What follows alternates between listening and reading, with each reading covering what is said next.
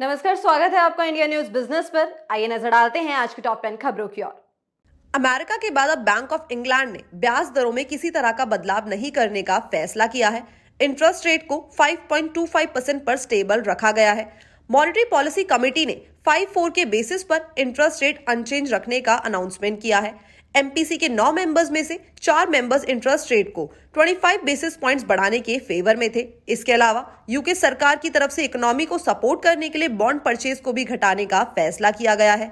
इससे पहले 14 सितंबर को यूरोपियन सेंट्रल बैंक ने ब्याज दरों में फिर से बढ़ोतरी का ऐलान किया था। डिपॉजिट फैसिलिटी रेट को 25 बेसिस पॉइंट्स बढ़ाकर 4% कर दिया गया था, जो कि पहले 3.75% था, और इसी के साथ रीफाइनेंसिंग रेट को बढ़ाकर 4.5% कर दिया गया था, जो कि पहले 4.25% था।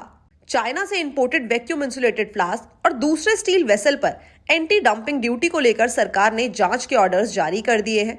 प्लास्ट्रो कंपनी की एप्लीकेशन पर ministry of commerce and industry के director general of trade remedies ने सर्च शुरू कर दी है।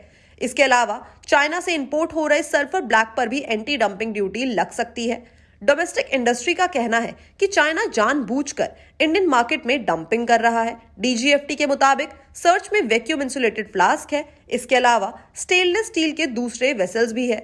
इसमें फ्लास्क, कप, बॉटल्स और काफी सारी और भी चीजें शामिल है। अब किसी भी सामान के इंपोर्ट पर एडिशनल इंपोर्ट ड्यूटी यानी कि एंटी डंपिंग ड्यूटी तब लगाई जाती है जब इंपोर्ट होने वाले सामान की कीमत डोमेस्टिक मार्केट में लगाए गए नॉर्मल प्राइस से कम होती है। इससे इंपोर्ट करने वाले देश की डोमेस्टिक इंडस्ट्री को नुकसान होता है।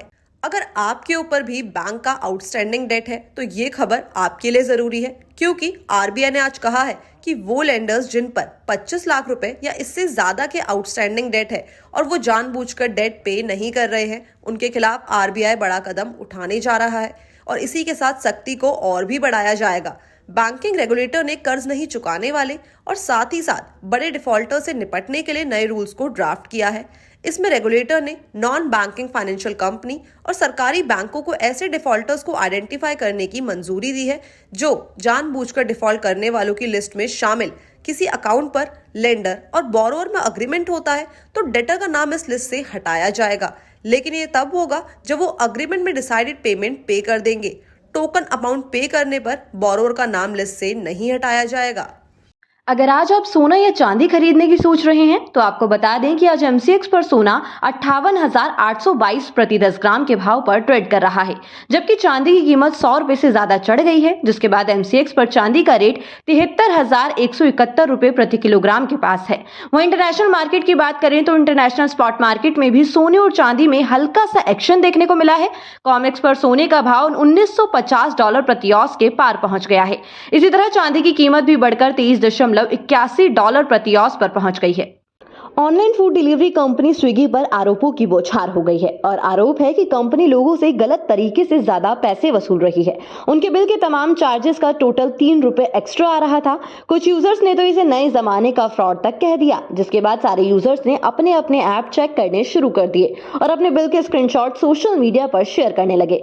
बता दें कि सभी यूजर्स के बिल में 3 रुपए एक्स्ट्रा चार्ज किए गए थे। वहीं एक यूजर ने अपने बिल के 2 स्क्रीनशॉट शेयर करते हुए बताया कि उसे कंपनी की तरफ से 3 रुपए का रिफंड भी मिला है।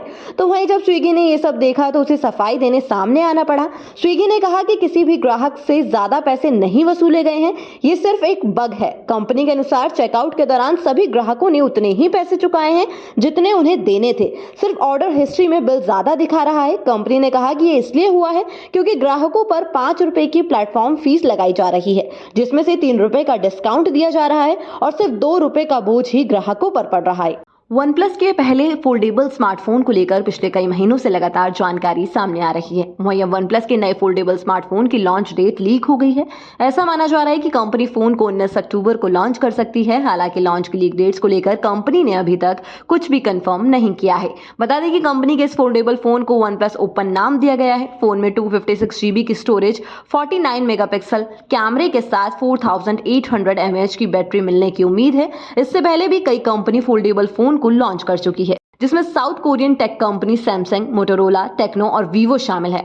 यूजर्स को इस फोल्डेबल फोन में 3 कैमरे मिलेंगे, जिसमें 50 मेगापिक्सल का प्राइमरी कैमरा, 48 मेगापिक्सल का वाइड एंगल लेंस और 32 मेगापिक्सल का रियर कैमरा मिलेगा। इसी के साथ 2.8 इंच की अमोल्ड डिस्प्ले मिलेगी और 16 GB रैम के साथ 256 GB स्टोरेज मिलने के चांसेस है। बता दें कि कंपनी इस फोल्डेबल फोन को 1,20,000 रुपए के प्राइस पर इंडियन मार्केट में उतार सकती है। एग्रीकल्चरल सेक्टर को तकनीक के साथ जोड़ने के लिए बड़ा कदम उठाया गया है। प्रधानमंत्री किसान सम्मान निधि योजना के लिए एआई चैटबॉट यानी पीएम किसान मित्र लॉन्च हुआ है। एआई चैटबॉट को लॉन्च पीएम किसान योजना की पहुंच बढ़ाने और किसानों को उनके सवालों का फटाफट, स्पष्ट और सटीक जवाब देने की दिशा में एक जरूरी कदम है। केंद्रीय कृषि एवं किसान कल्याण राज्य मंत्री कैलाश चौधरी ने पीएम किसान एआई चैटबॉट को लॉन्च किया है। ये एआई चैटबॉट अलग अलग भाषाओं में किसानों की समस्याओं का समाधान मोबाइल के जरिए करेगा। ये पहल करके किसानों की शिकायतों का निपटान करने की तरफ एक महत्वपूर्ण कदम उठाया गया है। ये बड़ा कदम किसानों के जीवन में बहुत बड़ा बदलाव लाने वाला है। फिलहाल चैटबॉट 6 भाषाओं में उपलब्ध है, जिनमें इंग्लिश, हिंदी, बंगाली, उड़िया और तमिल शामिल है। जल्द ही देश की 22 भाषाओं में उपलब्ध होगा।